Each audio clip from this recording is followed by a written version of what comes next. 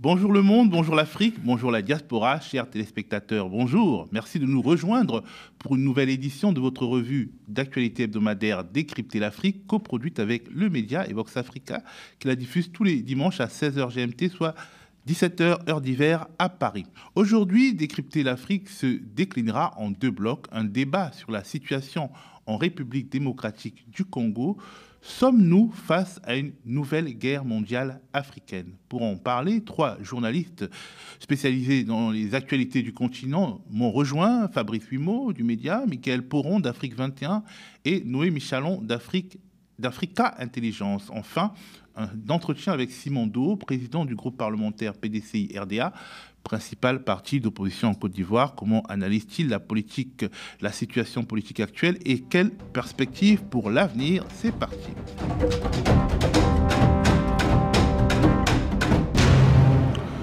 Au début de l'année 2000, le New York Times parlait de guerre mondiale africaine en évoquant le conflit en République démocratique du Congo. 6 pays avaient alors leurs armées au sein du pays qui était dirigé par Laurent Désiré Kabila, chacun jouant sa partition au prétexte de l'intérêt national ou du panafricanisme. Un quart de siècle plus tard, la guerre du Congo, ou plus sûrement la guerre au Congo, qui ne s'est jamais éteinte, redevient chaude avec la prise de Goma par un M23 derrière lequel l'ombre de l'armée rwandaise est de plus en plus évidente, comme l'a expliqué aux médias Bienvenu Matumo, politiste et militant pour les droits humains au sein de la Lucha. Pendant ce temps, Kinshasa, la capitale, s'échauffe et des manifestants s'en prennent à certains intérêts étrangers, notamment à l'ambassade de France. Et la bataille de communication a repris entre les pouvoirs de Kinshasa et de Kigali, comme par le passé et comme ses prédécesseurs. Félix Tshisekedi pointe du doigt le Rwanda. Le Rwanda continue de violer ouvertement et sans scrupule les principes fondamentaux de la Charte des Nations Unies ainsi que les accords régionaux. Pire, ces agissements se déroulent dans une impunité totale et ce, avec un mépris manifeste des règles internationales et des valeurs que ces institutions sont censées défendre. Cette attitude arrogante, qui ne cherche même plus à masquer ses forfaits, est une provocation inacceptable à l'égard de notre souveraineté et de la stabilité régionale. De son côté, Paul Kagame ne se contente pas d'invectiver son homologue congolais, il s'en prend à Cyril Ramaphosa, le président sud-africain, ce dernier ayant demandé aux troupes de son pays de quitter Goma. Last 2 days, on Monday and today this morning, I spoke with the president of South Africa who sought me out to speak with me on this matter because of their involvement in Eastern Congo. And he's also there pretending to be playing a peacemaker role. And he has a force that has been fighting alongside FDLR and has been fighting the M23 on the instructions of Tshisekedi, because these are people who are not supposed to be in Congo, that these are from Rwanda, or the M23 are not Rwandans, please. Rwanda, Afrique du Sud, Burundi, Kenya, Union africaine, plus que jamais, la guerre en RDC n'est pas seulement congolaise, mais qui sont les acteurs et quelles sont leurs lignes de fracture? Fabrice.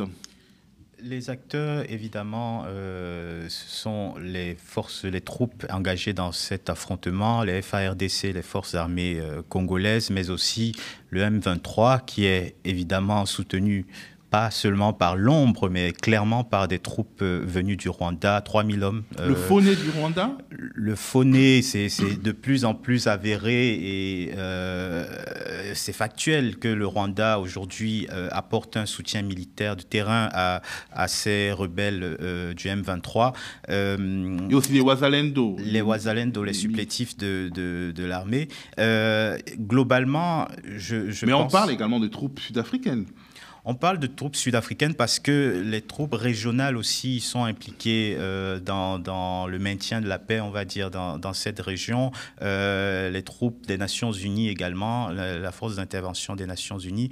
Je pense que globalement, on est dans une situation qui est devenue intenable pour les partis et autant il y a eu une période où la calmie était relative et où on voyait une avancée, mais une avancée assez pondérée, assez modérée, assez gérée par l'armée congolaise. Aujourd'hui, elle est en pleine déshérence, on peut le dire, et l'avancée à Goma, sur Goma, est une percée significative pour le M23 et qui menace définitivement toute la région de l'Est de la RDC, pour ne pas dire toute la RDC, d'où l'inquiétude de l'État congolais, d'où l'inquiétude de Félix Tshisekedi, qui montre aussi quelque part la faiblesse, la faillite de cet État qui n'a pas su contrôler alors qu'elle voyait ce danger arriver depuis quelques années.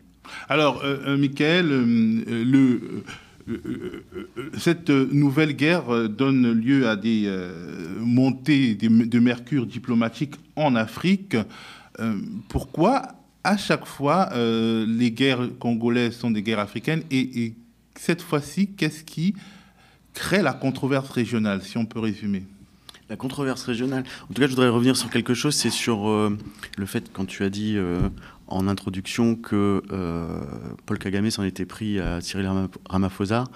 La première raison, c'est qu'en fait, Cyril Ramaphosa avait qualifié de milice l'armée rwandaise, ce qu'il n'a pas apprécié. Il a demandé à la milice rwandaise de partir. La milice rwandaise, peut-être qu'il parle du M23. Non, il parlait réellement des soldats rwandais, en fait, qui sont là, et on le sait, aujourd'hui, il y a au moins 4000 soldats rwandais qui sont là, avec le M23 à Goma, ce qui a permis la prise de Goma, très probablement, et la sécurisation de Goma.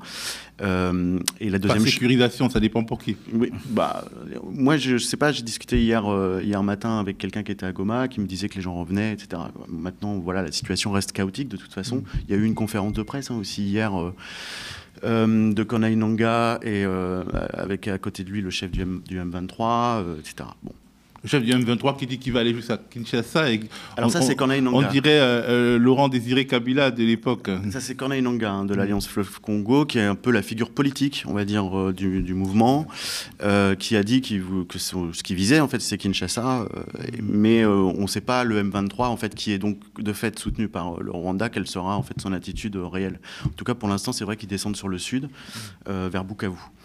Et l'autre chose avec Ramaphosa, c'est que c'est pas une force de maintien de la paix, en fait, la SAMI-RDC, DRC, je crois. En fait, ils ont un mandat qui leur permet aussi de combattre, en fait, aux côtés des forces armées congolaises. Donc, juste sur la sémantique, en fait, du coup, Paul Kagame s'en est pris effectivement assez violemment à Ramaphosa. Et ensuite, sur les questions diplomatiques régionales, on sait aussi que le Burundi est aux côtés de l'armée congolaise, donc voilà. Et ensuite, à Kinshasa, effectivement, il y a les ambassades, tu le rappelais en introduction, qui ont été attaquées, dont l'ambassade française, parce qu'en fait, la RDC, depuis longtemps, Tshisekedi, accuse la France et l'Europe de ne pas être très clairs, en fait, sur la position qu'ils tiennent par rapport à cette avancée du Rwanda. On reviendra sur le jeu de la communauté internationale un peu plus tard. Noé, l'ambassade du Kenya à Kinshasa a été attaquée, et l'opinion quinoise considère Nairobi comme un allié du Rwanda, le Kenya qui est la locomotive économique de l'Afrique de l'Est. Pourquoi ? Salut Théophile, salut Fabrice et Michael. En effet, la semaine a été assez chargée ici à Nairobi. En fait, les relations entre le Kenya et la RDC ont beaucoup évolué ces dernières années et se sont beaucoup détériorées depuis l'arrivée de William Ruto à la tête de l'État kényan il y a 2 ans et demi. En fait, son prédécesseur, Uhuru Kenyatta, entretenait de très bonnes relations avec la famille Tshisekedi même. Uhuru Kenyatta était le fils du premier président kényan aussi. Donc, c'est des relations de longue date et qui étaient plutôt bonnes. Entre dynasties politiques. Donc, en quelque sorte. En fait, depuis l'arrivée au pouvoir de Uhuru Kenyatta, les relations étaient assez florissantes, en fait. Kenyatta voyait dans la RDC ce grand voisin indirect de une centaine de millions d'habitants et donc autant d'opportunités de faire du business. Et donc, on commençait à voir ces dernières années l'arrivée notamment de la banque Equity Bank, l'une des principales banques kenyanes, dont la RDC est devenue maintenant le premier marché dans toute l'Afrique de l'Est. Et puis, Kenyatta a facilité l'inclusion de la RDC au sein de la communauté est-africaine. C'est vraiment lui, alors qu'il était président de l'EAC, c'est une présidence tournante chaque année, c'est lui qui s'est vraiment démené pour faire entrer la RDC dans le bloc et donc faciliter aussi le business. Ça s'est assez vite détérioré quand William Ruto est arrivé, parce que William Ruto s'entend assez mal, ça fluctue beaucoup, mais il s'entend quand même assez mal avec son prédécesseur. Et donc, une fois au pouvoir, il a changé un petit peu les cercles d'affaires qui étaient à la manœuvre à l'étranger. Assez vite, on a eu aussi un moment qui a été une déflagration importante diplomatiquement. Fin 2023, quand vous avez eu donc Corneille Nangaa, la façade politique, le leader politique de l'Alliance Fleuve Congo, qui a créé cette alliance-là depuis l'hôtel Serena de Nairobi. Ce qui a marqué en effet le début de tensions importantes où la RDC à ce moment-là a même rappelé son ambassadeur à Kinshasa et a accusé l'administration Ruto de vouloir semer le trouble en soutenant le M23. Donc depuis, on est toujours sur cette séquence-là où le Kenya essaie quand même de jouer au médiateur. Là, c'est aujourd'hui William Ruto qui est à la tête de l'East African Community, donc il a organisé un sommet qui s'est tenu finalement virtuellement il y a 2 jours, enfin en tout cas en milieu de semaine, au sommet auquel finalement Félix Tshisekedi ne s'est pas présenté. Félix Tshisekedi, lui, est plutôt allé en Angola, autre médiateur du conflit, dans lequel il semble avoir plus de confiance. Et donc, finalement, tous les membres de l'East African Community ont discuté entre eux sans la RDC. Donc, ça marque en effet un déficit de confiance énorme en ce moment depuis la RDC envers le Kenya et même envers la communauté est-africaine. Alors, ce qui est marquant, ce qui est étonnant, c'est que, d'une certaine manière, l'Union africaine, une fois de plus, elle démontre son incurie, elle semble paralysée par ces dissensions. Parce que là, tu parles de l'Organisation des États de l'Afrique de l'Est, mais l'Union africaine, en tant qu'organisation, elle est à la ramasse également. C'est vrai que pour l'instant, on ne l'a pas énormément entendu. En fait, ce qu'on entend beaucoup ici, c'est que le sommet de l'Union africaine, qui aura lieu d'ici une quinzaine de jours, un peu moins, une dizaine de jours, ce sommet-là sera sûrement l'occasion de tractations, de discussions assez intenses qui seront déjà précédées d'autres étapes. En fait, on commence au niveau régional. Et donc, maintenant qu'on a eu ce sommet de la communauté est-africaine, la prochaine étape, c'est un sommet entre l'EAC, la communauté est-africaine, et la SADC. Des États d'Afrique australe. Un sommet qui s'annonce pas évident parce qu'on a justement vu les tensions énormes entre l'Afrique du Sud et le Rwanda. Et donc rassembler tous ces États-là dans la même pièce s'annonce assez explosif.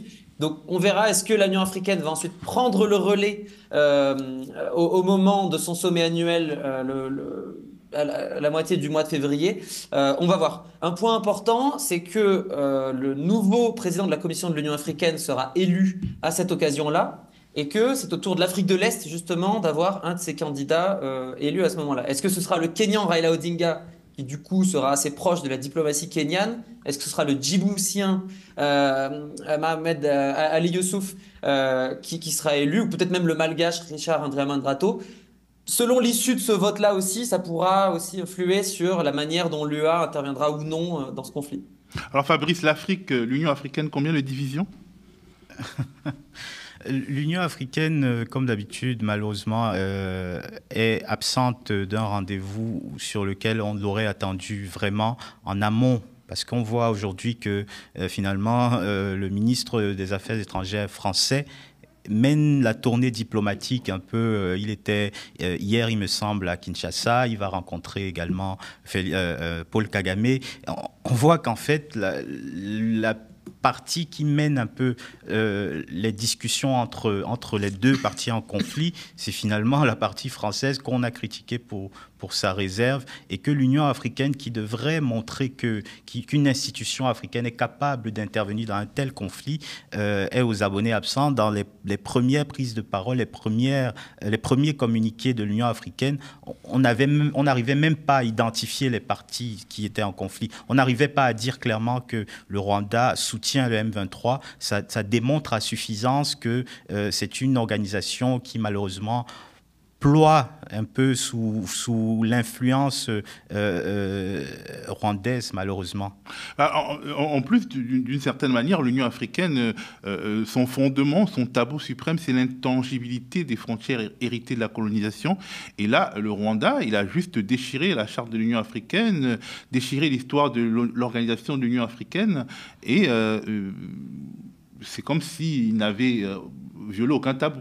Peut-être qu'il faut aussi évoquer, alors on marche toujours un peu sur des œufs, mais la mémoire du génocide des Tutsis qui fait que le fait que Paul Kagame a été la figure du combat contre les génocidaires peut-être met encore aujourd'hui en difficulté ceux qui veulent personnaliser et peut-être s'attaquer directement à lui. Je ne dis pas que c'est la seule explication, mais l'Union africaine aujourd'hui peut-être paye le fait de cette instrumentalisation du côté rwandais de la mémoire du génocide et vraiment n'arrive pas à jouer son rôle de médiateur ou d'acteur dans cette situation trouble.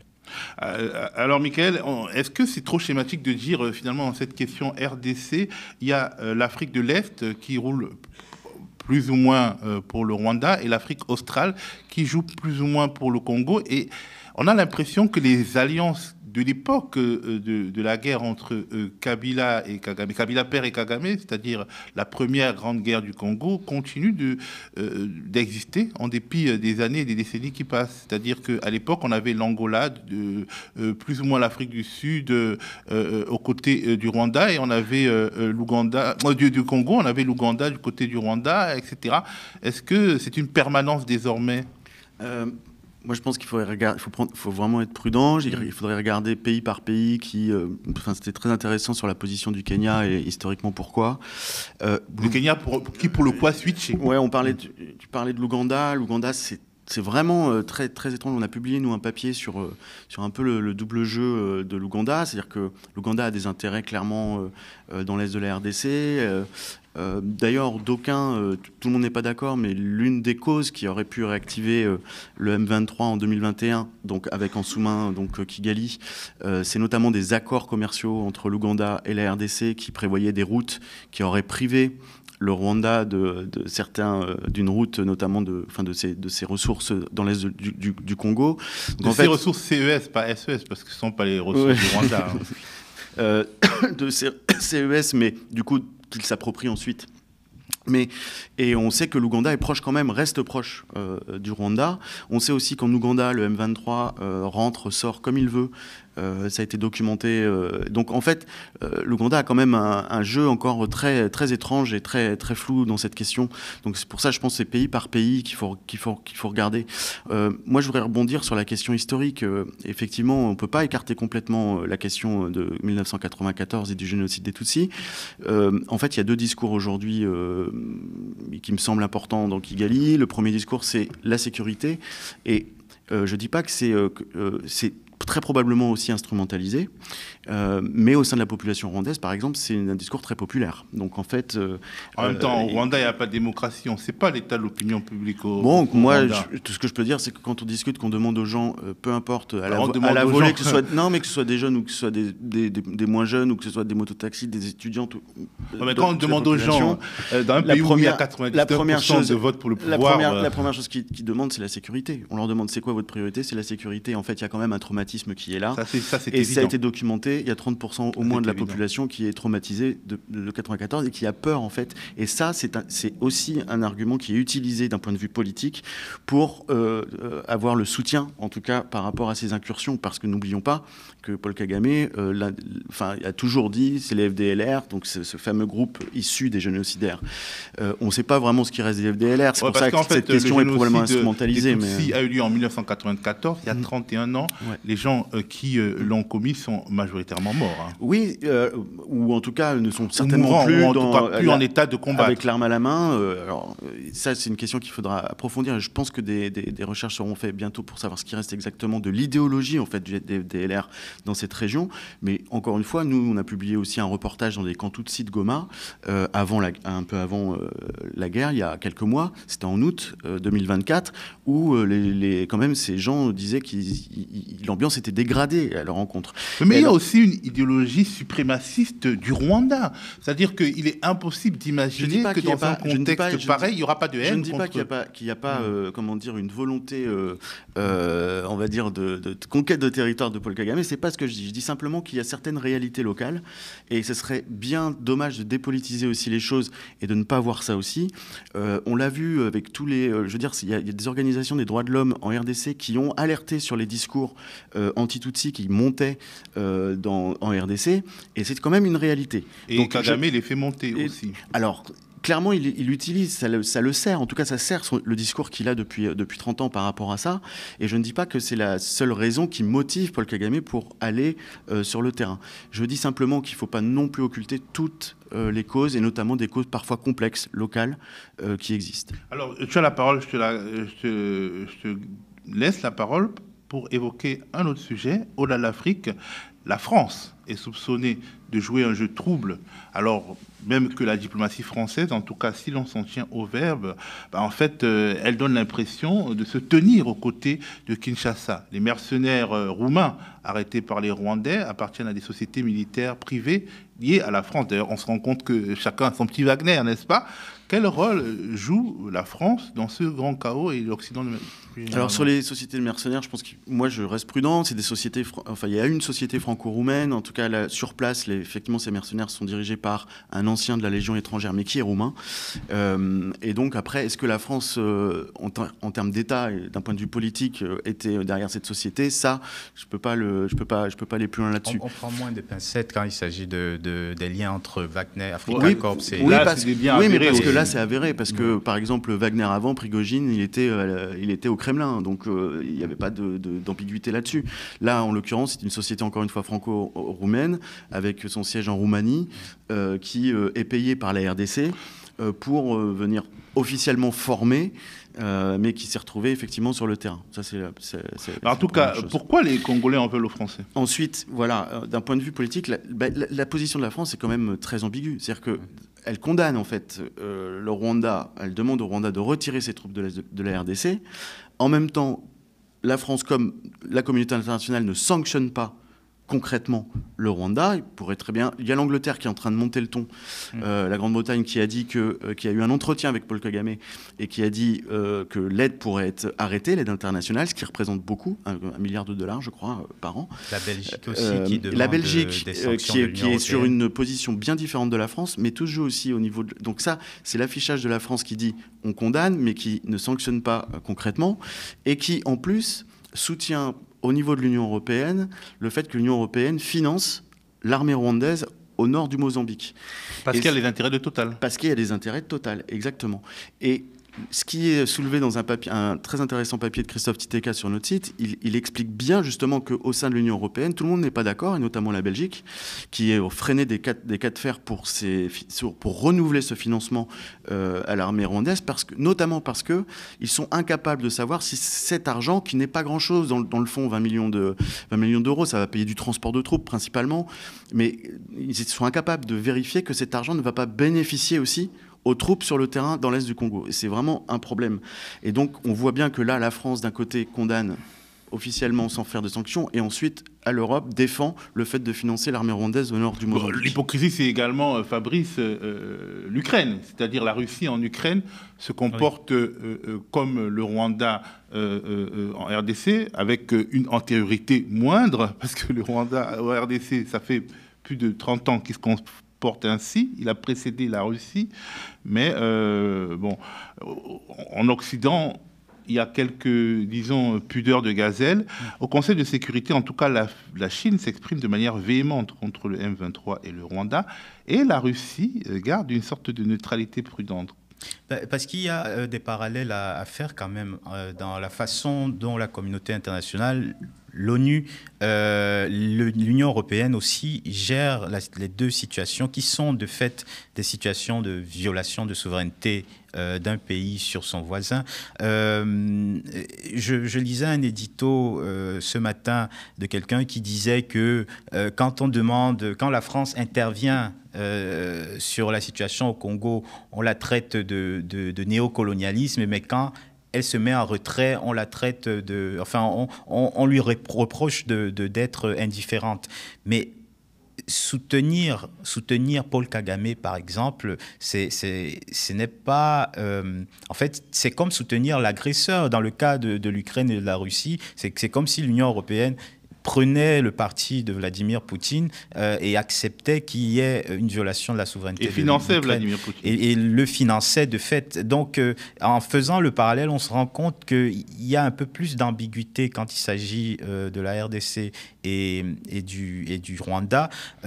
Moi, j'aimerais quand même parler de la question des ressources minières parce que l'Union européenne, oui, parce que l'Union européenne est quand même partie prenante à ce niveau. On se souvient qu'en fin 2023, Ursula von der Leyen, qui est la présidente de la Commission européenne, a signé un énorme contrat, d'un énorme partenariat stratégique sur les ressources minières avec le Rwanda.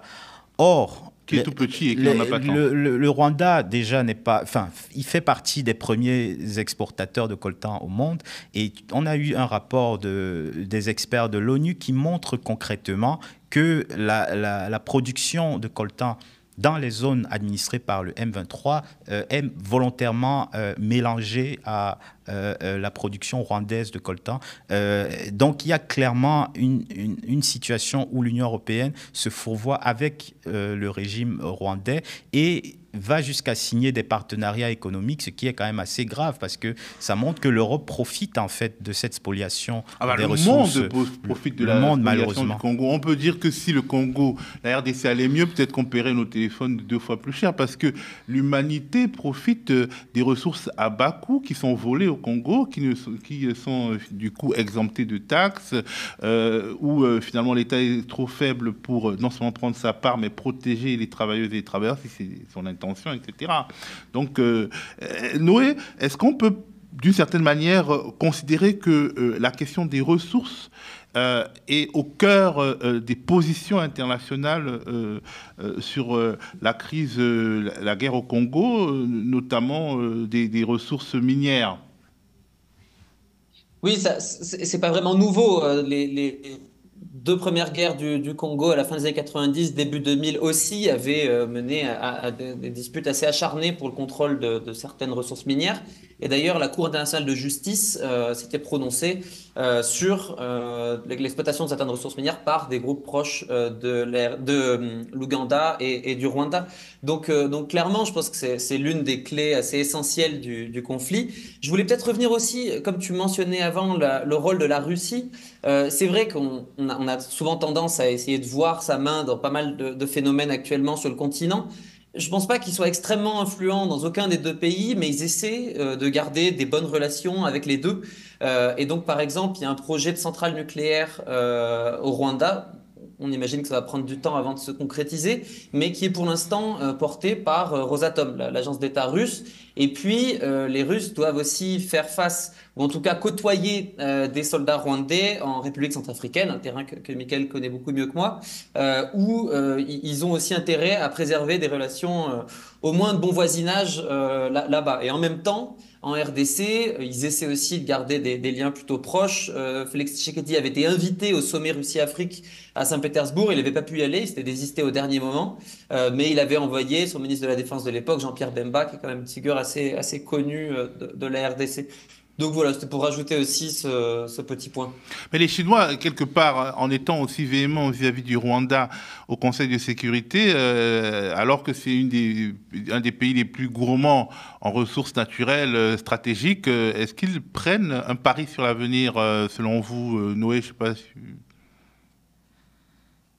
je pense que oui, mais de cette manière, ils n'étaient jamais extrêmement proches, il me semble, du Rwanda. À voir comment ils vont faire aussi évoluer leur position. Tout ça, je pense, c'est assez mouvant, mais je laisse aussi les confrères se prononcer. Non, sur la question minière, on sait que, par exemple, je vais essayer d'être clair, mais aujourd'hui, une grande partie des ressources minières qui partent de la région vont en Chine parce qu'il y a ce fameux corridor qui permet d'exporter via l'océan Indien. Et c'est tout l'enjeu aujourd'hui des Américains et des Européens, notamment à travers un corridor qui s'appelle le corridor de Lobito. On a vu Joe Biden se déplacer en Angola pour défendre justement ce corridor. On sait que l'Union européenne essaye de pousser ce corridor pour pouvoir justement amener les minerais de la ceinture de cuivre et donc de l'Est aussi du Congo vers l'océan Atlantique, ce qui favoriserait l'exportation vers les États-Unis et l'Europe. Donc il y a une question effectivement mondiale, géostratégique là-dessus, et la Chine peut-être du coup voit son intérêt.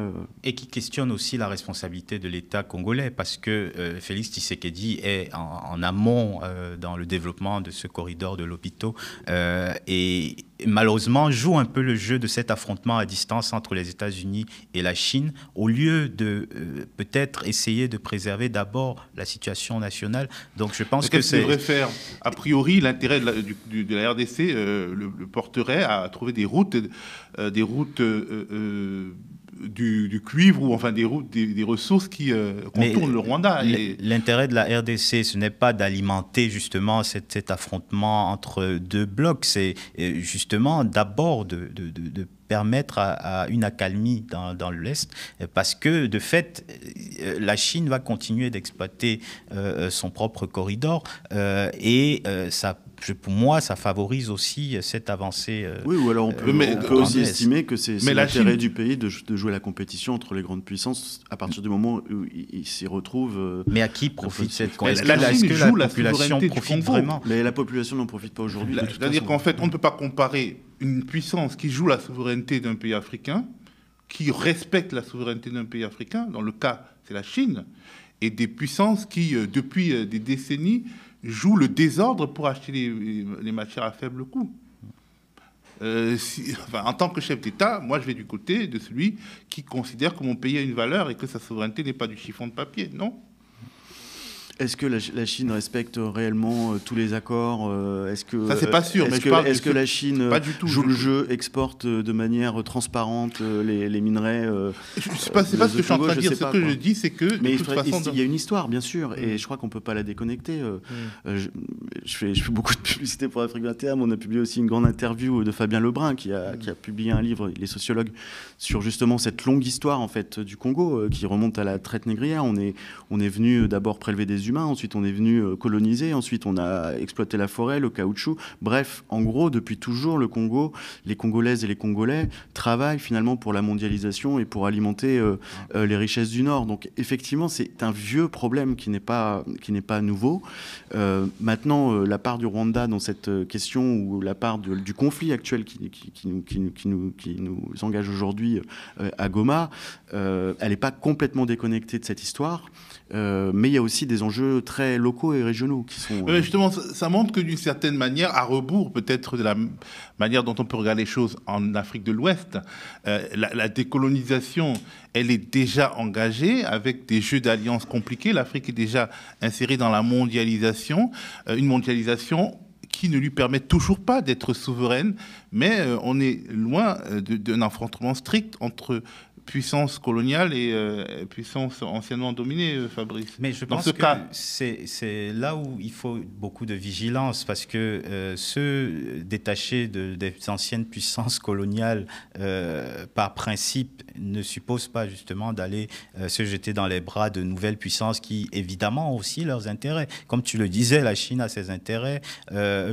Tout ce qui se passe en Afrique de l'Ouest montre aussi que la Russie n'y est pas par charité, et que préserver les intérêts africains, justement, nécessite de chercher des solutions africaines à ce genre de conflit. Alors évidemment, quand l'Union africaine est incapable je ne prétends pas que parler. Je ne prétends pas que la RDC à elle toute seule se suffit pour résoudre tout ce qui se passe, mais je crois qu'on pourrait trouver d'autres solutions que d'être dans une espèce d'équilibre mondial de l'affrontement commercial entre la Chine et les États-Unis. On peut noter quand même que la RDC a porté plainte récemment contre les grandes entreprises du numérique, Apple et d'autres. Et pour moi, je pense que c'est quand même important. C'est-à-dire que cette plainte qui a été déposée à Paris et à Bruxelles, enfin il y a plusieurs plaintes contre des filiales de ces grandes entreprises, justement pour faire reconnaître que ces grandes entreprises exploitent de manière éhontée, sans respecter les règles, le sous-sol congolais. Je pense que c'est une démarche, en l'occurrence, très souveraine finalement de la RDC, de dire on prend en main le dossier et on essaye d'avancer. Chaque fois que la République démocratique du Congo a souhaité revoir les contrats miniers, par exemple avec les grandes entreprises internationales, à chaque fois ils ont eu des pressions extraordinaires pour que ces entreprises continuent d'exploiter à des coûts minimes. Donc c'est pas voilà, il y a quand même des tentatives de la RDC d'essayer d'imposer sa souveraineté sur ses ressources. Mais il y a une incurie aussi d'État qu'il faut souligner et qui ne date pas évidemment de Félix Tshisekedi, bien avant Souley Kabila également. La corruption est quand même assez endémique dans ce pays. Félix Tshisekedi, beaucoup l'ont vu arriver comme peut-être le sauveur parce qu'il est quand même le fils d'Étienne Tshisekedi qui est un peu une figure de l'opposition. On imaginait qu'il aurait apporté un souffle nouveau, mais il y a un échec politique aussi à pointer du doigt, et le fait d'être très ferme dans sa position aujourd'hui ne signifie pas qu'il est suffisamment fait pour résoudre la situation. Le mot de la fin, Noé ? Merci. Voyons voir si les différents blocs régionaux arrivent à s'entendre. Je pense qu'il y a une dépendance de tous les côtés. Et l'un des fronts sur lesquels on va essayer, nous, de rester assez vigilants, c'est sur le Sud Kivu. Beaucoup d'analyses, pour l'instant, en effet, montrent qu'il y a ce risque d'une descente du front vers le Sud Kivu et vers potentiellement aussi la frontière burundaise. Et ça, je pense que c'est un point d'attention que je voulais soulever. Le Burundi est le principal allié de la RDC pour l'instant dans ce conflit et joue peut-être aussi sa survie. Le régime est assez fragile, l'économie burundaise est en ce moment à un niveau assez critique. Et on pourra voir aussi s'il n'y aura pas une déflagration secondaire au niveau du Burundi ces prochaines semaines. Merci Fabrice, Michael, Noé.